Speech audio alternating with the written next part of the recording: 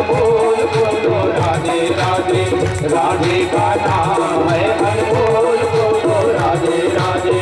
राधे का नाम अनमोल बोलो राधे राधे। राधे का नाम है अनमोल बोलो राधे राधे। राधे का नाम अनमोल बोलो राधे राधे। राधा का नाम है अनमोल बोलो राधे राधे। राधा का नाम अनमोल बोलो राधे राधे। ब्रह्मा भी बोले राधे, विष्णु भी बोले राधे। ब्रह्मा भी बोले राधे, विष्णु भी बोले राधा। ब्रह्मा भी बोले राधे, विष्णु भी बोले राधे। ब्रह्मा भी बोले राधे, विष्णु भी बोले राधे। शंकर की डमरू से आवाज आई राधे राधे। शंकर की डमरू से आवाज आई राधे राधे। शंकर की डमरू से आवाज आई राधे राधे। शंकर का नाम है अनमोल बोलो राधे राधे। राधा का नाम है अनमोल बोलो। राधा का नाम है अनमोल बोलो राधे राधे।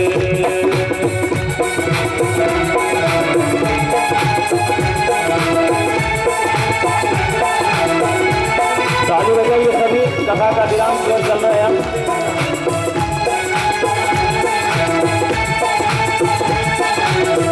राधा का गंगा भी बोले राधे, यमुना भी बोले राधे। गंगा भी बोले राधे, यमुना भी बोले राधे। गंगा भी बोले राधे, यमुना भी बोले राधे। गंगा भी बोले राधे, यमुना भी बोले राधे। सरस्वती की धारा से आवाज बोलो राधे राधे।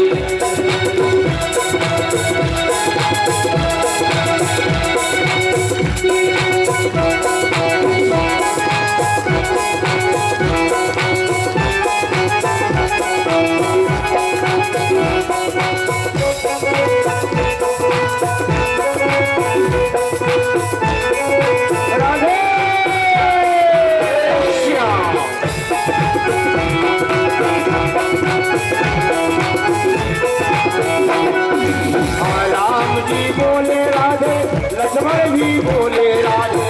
राम जी बोले राधे, लक्ष्मण भी बोले राधे। राम जी बोले राधे, लक्ष्मण भी बोले राधे। राम जी बोले राधे, लक्ष्मण भी बोले राधे। तो राम जी बोले राधे और लक्ष्मण भी बोले राधे। और सीता माँ जो अकेली रहती, सहेलियों के साथ रहती है, सभी सखियों के साथ रहती है। तो सीता की टोली से आवाज आई राधे राधे। सीता की टोली से आवाज आई राधे राधे। सीता की टोली से आवाज आई राधे राधे। सीता की टोली से आवाज आई राधे राधे। राधे का नाम है अनमोल बोलो राधे राधे। राधा का नाम है अनमोल बोलो राधे राधे। राधा का नाम है अनमोल बोलो राधे राधे।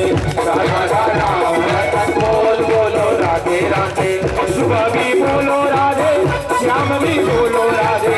सुबह भी बोलो राधे, श्याम भी बोलो राधे। सुबह भी बोलो राधे, श्याम भी बोलो राधे। सुबह भी बोलो राधे, श्याम भी बोलो राधे। जीवन की हरिया आवाज आई राधे। हरिया आवाज आई राधे राधे। राधा का नाम है अनमोल बोलो राधे राधे। राधा का नाम है अनमोल बोलो राधे राधे। राधा का नाम है अनमोल बोलो राधे राधे। राधा हैं करुणा के सागर है मेरे ठाकुर। मेरे ठाकुरों ने के द्वारा विजय श्री मिली है पांडव को। इंद्रप्रस्थ में हुआ, सब अच्छा अच्छा होने लगा है। जब यदुवंशी युका बढ़ने लगे हैं, भगवान श्री कृष्ण समझा रहे हैं, लेकिन जब उनके परिवार वाले नहीं मान रहे हैं, भगवान ने कहा, अरे बेटा, कभी संत महात्माओं का अपमान मत करो। अन्नाचा कण आणि संतांचा क्षण कभी व्यर्थ घालो नहीं। चावल जो है ना बाहर नहीं जाना चाहिए। अन्नाचा कण आणि संतांचा क्षण लेकिन जब बड़े बोलते हैं तो बच्चे सुनता कौन है? सांब ने और यादव ने, उनके पुत्रों ने ऋषि दुर्वासा जी से मजाक किया। अपने पोटली में कपड़ा बांध लिया और इसी से पूछा कि महाराज जी क्या होगा, बेटा होगा कि बेटी? दुर्वासा जी तो ठहरे त्रिकालदर्शी, बोले जाओ मुसल होगा, वही तुम्हारा भी नाश होगा। यादव ने जाकर के उग्रसेन महाराज को बताया। बोले अब तो बड़ा विचित्र होगा, क्या करे? बोले उसको घिस दो। और उसको घिस करके समुद्र में डाल दिए। छोटी सी कील बच गई थी, वो मछली ने खा ली। उस कील को एक बहेलिया के हाथ में लग गई और आजू बाजू में जो मूसल की घिसी हुई उससे एक वनस्पति बनी, एरका नाम की वनस्पति बनी। यदुवंशी आपस में लड़ झगड़ने लगे और आपस में लड़ झगड़ के ही आपस में ही मृत्यु को प्राप्त हो गए। इसी बीच भगवान को अपनी लीला भी पूरी करनी है। ये पहेलिया आया, पहेलिया कोई और नहीं, ये पहेलिया मानो बाली ही रहा हो, क्योंकि भगवान ने एक छिप करके बाली को मारा था ना। पहेलिया के माध्यम से भगवान बताना चाह रहे हैं, मैं अपने कर्मों का हिसाब में ऐसे देता हूं, मैं अपने को भी नहीं छोड़ता हूं, तो हे जीव तुमको कहां छोड़ने वाला हूं। मैं अपने एक एक हिसाब का लेखा जोखा मैं रखता हूं। चाहे आपत्ति काल मेरे को द्रौपदी ने राखी बांधी हो,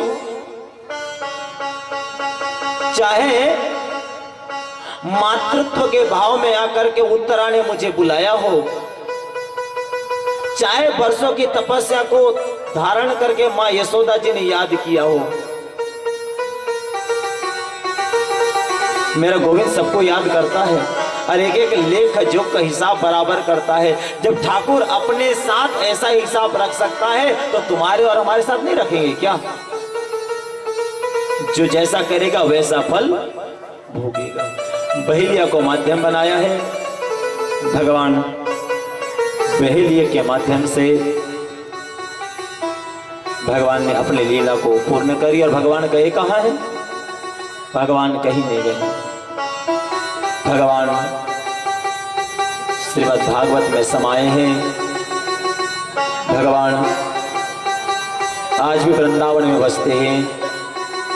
आज भी मेरे ठाकुर भक्तों के हृदय में बसते हैं, वहां विराजते हैं। और ठाकुर जी का मेरा वास आज भी श्रीमद् भागवत में विद्यमान है। भागवतो जो भगवान का है। पांचों पांडवों का भी भगवान श्री कृष्ण को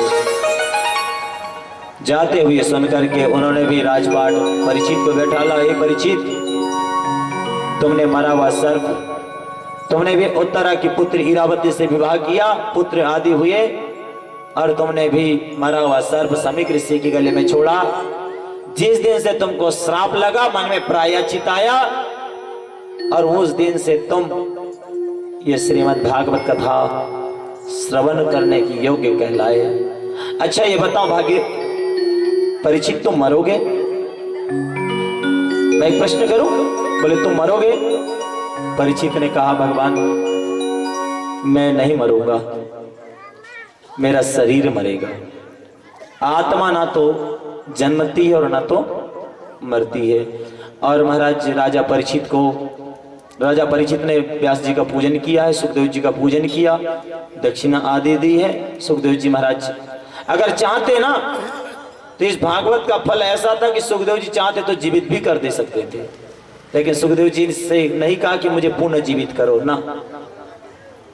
कश्यप ऋषि वहां पर आते हैं। कश्यप ऋषि के मंत्रों में इतनी ताकत कि जिस सर्प ने यदि काट दे, उस मंत्र दे तो पुनः जीवित हो जाए। तक्षक आया, कश्यप ऋषि से कहा बोले इस वृक्ष को मैं सुखा देता हूं, अगर हिम्मत है तुम्हारे मंत्र में ताकत है तो इसको पुनः हरा भरा कर दो। कश्यप जी ने कहा हाँ ठीक है। जब उस हरे भरे वृक्ष को तक्षक ने डसा है, पूरा हरा भरा वृक्ष सूख गया। मंत्रों के प्रभाव से कश्यप ऋषि ने उस मंत्र को, उस वृक्ष को पुनः हरा भरा कर दिया। कश्यप ऋषि से कैसा करे तो कश्यप ऋषि को दक्षिणा दी। कश्यप ऋषि से कहा कि महाराज श्री होनी बड़ी बलवान होती जो होकर रहती है। कश्यप ऋषि दक्षिणा लेकर के वहां से चल दिए। तक्षक आए हैं, 7वां दिन है। जन्मजय आदि सैनिक आदि पहरेदार है। और देखते ही देखते तक्षक नाग आया है। और एक बात ध्यान देना महाराज, ओ मेरे भाई बहन, हर आदमी काल से डरता है। अरे काल से डरना क्यों? जो आएगा उसको रोकने में ना मैं उपाय जानता हूं ना आप उपाय जानते। और जानते भी होगे तो ना तुम कुछ कर सकते हो ना मैं कुछ कर पाऊंगा। आया है सो जावेगा राजा रंक फकीर। जिसने भी इस धराधाम पर जन्म लिया है उसको जाना है। और 24 घंटे हमारे साथ काल रहता है। कब किस रूप में आएगा, कहां आएगा, कैसे आएगा कोई नहीं जानता। कैसे आएगा कोई नहीं जानता। इसलिए तो कहूं भाई, हंस हंस के मरा कोई, कोई कोई रो रो के मरा। जिंदगी जी उसने जो कुछ होके मरा। यदि कुछ जीवन में आया है, कुछ पाने की लक्ष्य रखे तो परमात्मा भी उसको यश देते हैं। और तक्षक नाग आया है और तक्षक नाग के द्वारा परीक्षित की लीला मेरी हुई। वैसे ही आप हम सब एक लीला करने तो आए। किसी का बेटा बनकर आए हैं, किसी के भाई बनकर आए, किसी की बहन बनकर आए हैं, किसी की पत्नी बनकर आए, किसी की पिता बनकर आए हैं। और इस लीला को पूर्ण करने के बाद हमको चले जाना है। जिस दिन हरि का बुलावा आएगा ना, उस दिन सब रिश्तेदार देखते रह जाएंगे, टकटकी लगाकर देखते रह जाएंगे कि जो हमसे बात करने वाला बेसज्जन व्यक्ति था, हमारा रिश्तेदार था, हमारा सगा था, वो आज कहां चला गया। जो हमसे अच्छी अच्छी मीठी मीठी बात करता था, सुख दुख की बात बताता था, वो कहां चला गया, कहां छिप गया। अरे वो ले जाने वाला कौन है? कहां है वो यमराज? अगर यमराज दिखे तो उसको दंड दूं, फटकार लगाऊं, लेकिन यम दिखता नहीं। इस शरीर से चेतनमयी आत्मा जाने लगती है तो ये 3.5 हाथ का शरीर कोई काम का नहीं रहता है। धड़ाम से गिर पड़ता है शरीर। और राजा परीक्षित राजा परीक्षित की कथा के बाद जन्मेजय ने सोचा कि जिस सर्प ने मेरे पिताजी को दर्शा है उनकी जाति को नष्ट कर दूंगा। यज्ञ कराया है, सर्प यज्ञ। देवी भागवत की कथा अब यहां से प्रारंभ होती है महाराज, देवी पुराण। लेकिन श्रीमद् भागवत का विराम यही होता है। परीक्षित ने तो 7 दिन में मुक्ति पा दी श्रीमद् भागवत। और हमको भी जीवन में 7 दिन ही मिले। कितने दिन? 7 दिन। जिस दिन से पैदा हुए वो 7 दिन हमको मिले हैं। इसी 7 दिन में हमारा जन्म हुआ है, इसी 7 दिन में हमारी मृत्यु होना है।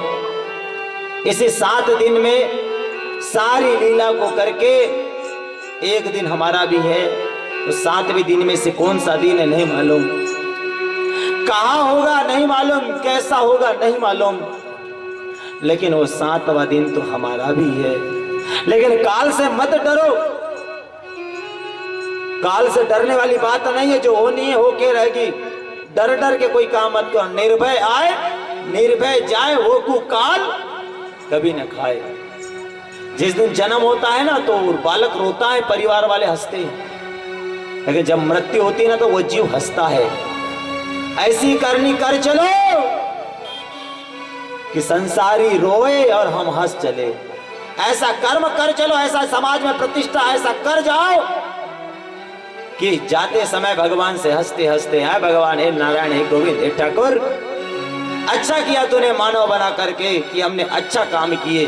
कितने काम कैसे किए नहीं मालूम, लेकिन एक काम ऐसा किए हैं जिसके द्वारा हम नरकों को पार कर सकते हैं। और हंसते हंसते देखे ना, जब मृत्यु हो जाती तब पूरे परिवार रोते और वो जीव हंसते हुए जाता है। संसार असार है, इनमें कोई सार नहीं। तो एक काम करिए आप सभी, भागवत जी का सार प्रारंभ है।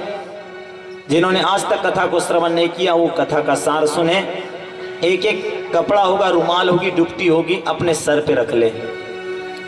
एक आध रुमाल हो, गमछा हो, डुबटी हो, अपने सर पे आप रख ले, ताकि ये 7 दिन की कथा में यदि कोई कथा मेरी छूट गई हो, क्योंकि हरि अनंत, हरि कथा अनंत। यदि आज से भी कथा प्रारंभ करें अपनी अल्प बुद्धि से, जैसे मैंने टूटी फूटी वाणी से जैसे आपको मैं कथा श्रवण कराया और आपने श्रवण की, इसमें मेरे वाणी के द्वारा कुछ शब्द लगे हों तो अपना बालक समझकर, अपना मित्र या अपना सखा समझकर मुझे क्षमा करें। तो सभी अपने सर पे वस्त्र रख ले। असारे संसारे विषयों विषया स्वकुलम धिया, क्षणार्थ क्षेमार्थ पिबत सुख गाथा तुल शुभम। संसार असार है, इसमें कोई सार नहीं।